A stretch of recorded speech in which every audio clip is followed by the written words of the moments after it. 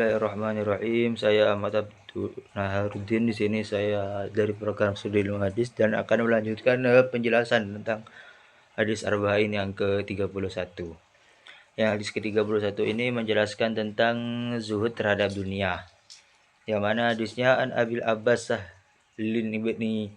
Sahli bin Sa'adin As-Sa'idi radhiyallahu anhu qala atan Nabiyya sallallahu alaihi wasallam rajulun faqala ya Rasulullah dullani ala amalin idza amiltuhu fa ahabani Allah wa ahabani an-nas. Qala Rasulullah sallallahu alaihi wasallam izhad fid dunya yuhibbuka Allah wa zahid fima indan nas yuhibbuka an-nas. Hadisun hasan rawahu Ibnu Majah wa ghairuhu biasani da hasanah.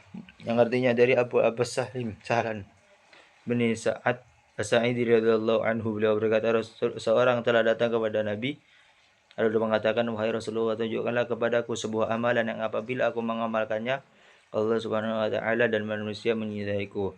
Maka beliau Rasulullah alaihi wasallam menjawab, bersikaplah zuhud terhadap dunia, niscaya Allah Subhanahu wa taala akan menyintaimu, dan bersikaplah zuhud kau terhadap apa yang ada pada manusia, niscaya mereka akan menyintaimu.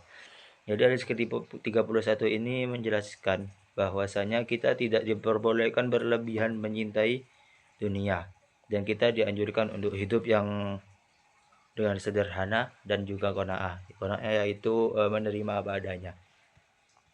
Selanjutnya hadis ke-32 menjelaskan bahwa tidak boleh membahayakan diri ataupun membahayakan orang lain. Hadisnya an Abi Sa'id Sa'di bin Malik As-Sinan Al-Khudri radhiyallahu anhu anna Rasulullah sallallahu alaihi wasallam qala la darara wa la dirara. Hadisun hasan rawahu Ibnu Majah wa Daruqutni wa ghairuhuma musnadan. Rawahu Malik fil Muwatta mursalan an Amr bin Yahya an abihi an Nabi sallallahu alaihi wasallam fasqata Aba Sa'id wa lahu turuqun yuqawi ba'duha ba'dun. Yang artinya dari Abu Sa'id Sa'ad bin Malik As-Sinan Al-Khudri radhiyallahu anhu bahwasanya Rasulullah sallallahu alaihi wasallam bersabda, tidak boleh melakukan sesuatu yang berbahaya dan menimbulkan bahaya bagi orang lain. Hadis diriwayatkan oleh Ibnu Majah dan seterusnya. Hadis ke-32 ini menjelaskan tentang kaidah penting dalam Islam, yaitu tidak boleh membahayakan diri sendiri maupun membahayakan orang lain. Jadi menjadi dasar banyak hukum Islam.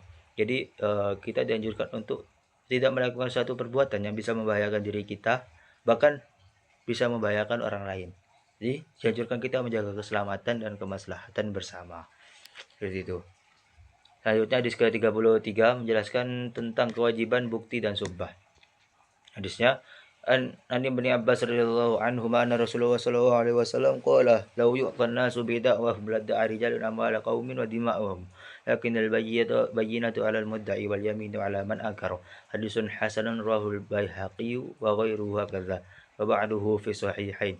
Dari Abu Abbas radhiyallahu anhu bahwa Rasulullah sallallahu alaihi wasallam bersabda, seandainya setiap orang diberikan atau dikabulkan sesuai dengan pengakuannya atau tuntutannya, tentunya akan banyak orang yang menuntut harta dan darah suatu kaum. Akan tetapi bukti itu harus ditegakkan oleh orang yang menuntut, dan sumpah itu wajib diberikan oleh orang yang mengingkarinya. Hadis diriwayatkan oleh Al-Baihaqi dan selainnya.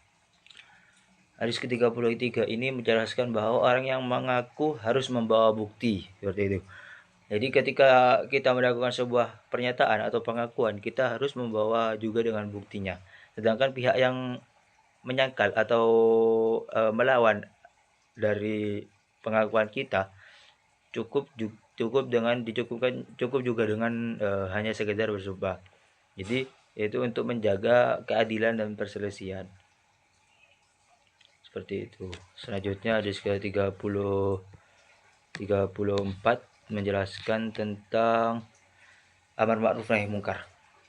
Hadisnya an Abi Sa'id Al-Khudri radhiyallahu anhu qala sami'tu Rasulullah sallallahu alaihi wasallam yaqulu man ra'a minkum munkaran falyughayyirhu bi yadihi fa illam yastati' fa bi lisanihi fa illam yastati' fa bi qalbihi wa dzalika at'aful iman. Rawahu Muslim. Dari Abi Sa'id Al-Khudri radhiyallahu anhu, beliau berkata, aku mendengar Rasulullah sallallahu alaihi wasallam bersabda, barang siapa di antara kalian yang melihat kemungkaran, hendaklah dia merubah dengan tangannya atau kekuasaannya. Kalau kita tidak mampu, hendaknya kita merubah dengan lisan, dan kalau kita tidak mampu, hendaknya dia ingkari dengan hatinya.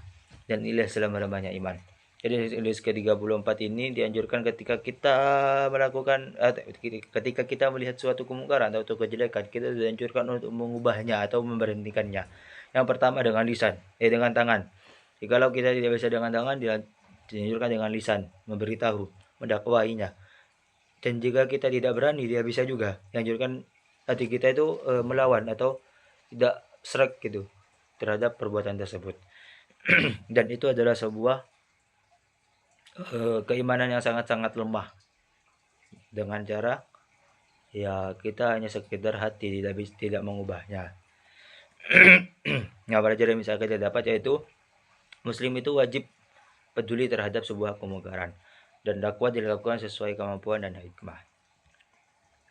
Selanjutnya hadis ke-35 menjelaskan tentang persaudaraan Islam. Hadisnya Nabi Hurairah radhiyallahu anhu qala Rasulullah sallallahu alaihi wasallam la tahasadu wa la tanyajasu wa la tabaghadu wa la tadabaru wa la yabi' ba'dukum ala bai'i ba'din akunu ibadallahi ikhwana al-muslimu akhul muslim la yadhlimuhu wa la yakhdhilhu wa la yakdhibuhu wa la yahqiruhu taqwaha huna yashiru ila sadrihi thalath marat bihasbi min asy-syarri ay yahqira akhahu al-muslim kullu muslim ala al-muslim haramun damu wa maluhu wa 'irduhu rawahu Muslim.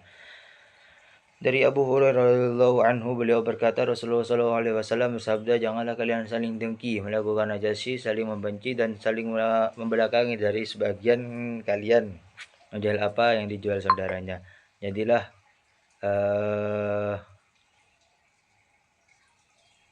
kalian semua hamba-hamba orang yang bersaudara dengan muslim adalah saudara bagi muslim yang lain, sehingga dia tidak boleh menzalimi, menghinanya, mendustakannya dan merendahkannya dan selanjutnya.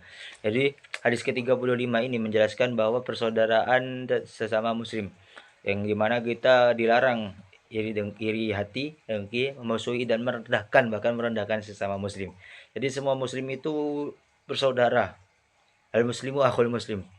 Seorang muslim itu saudaranya seorang muslim gitu. Jadi dan yang kedua pelajarannya yaitu menjaga kehormatan dan hak sesama manusia. Bahkan ini dianjurkan ya sesama muslim gitu. Karena sesama muslim adalah sebuah saudara. Selanjutnya hadis ke-36 menolong sesama muslim.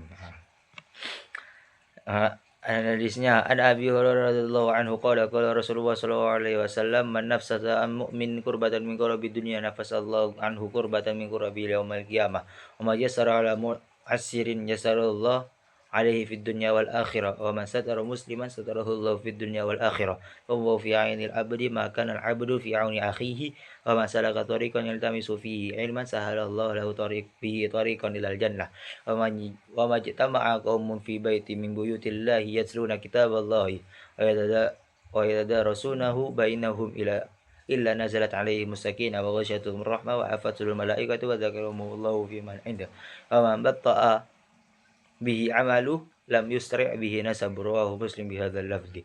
Hadis ke-36 ini menjelaskan tentang Allah akan menolong hambanya yang menolong saudaranya, yaitu ketika orang itu menolong saudaranya maka Allah akan menolongnya juga. Jadi pelajaran yang bisa kita dapat yaitu keutamaan membantu orang lain. Dan yang kedua, menuntut ilmu agama itu memiliki pahala yang besar. Sekian dari saya, kurang lebihnya mohon maaf. Wassalamualaikum warahmatullahi wabarakatuh.